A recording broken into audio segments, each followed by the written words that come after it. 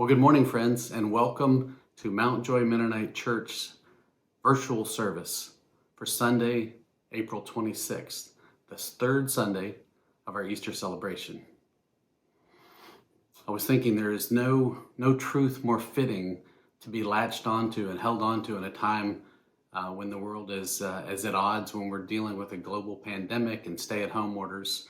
What truth could give us more comfort than the truth of the Easter story? 1 Corinthians 15 tells us that the very crux of the gospel, the very core of the good news, is the fact that Jesus Christ died, was buried, and rose again to appear to many of his followers. Over 500 saw him and witnessed his rebirth, his new life. And such a beautiful story for us. As a result of that event, I, who was dead spiritually, can be alive today. I, who was covered with sin and shame and guilt, can give that sin and shame and guilt over to Jesus Christ. And as a result, I can stand in his presence and in the presence of the Father as righteous and clean. What a glorious truth for us to embrace today. We have a really cool service for you this morning. We look forward to spending this time together.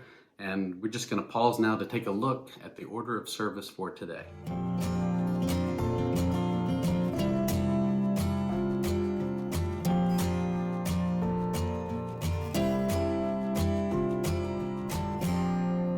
So this Sunday marks the 7th week that we've been unable to gather together physically, and that heavy cloud of that pandemic and stay-at-home order that kind of hangs over all of us. I just want to highlight some of the silver linings. One of the silver linings is the fact that we're able to do exactly what we're doing right now. Who would have imagined just 2 months ago that Mount Joy Mennonite Church would be meeting and having services online, that we would have small groups meeting virtually, that we would have prayer groups meeting virtually.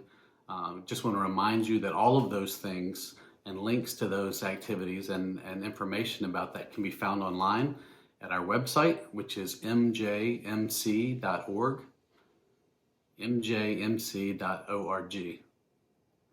I want to remind you also that all services and all activities at the church are canceled until further notice. We're awaiting the governor's edict as far as when we can gather again. So all that information again can be found on our website. Now let's move into our worship service together and let's worship.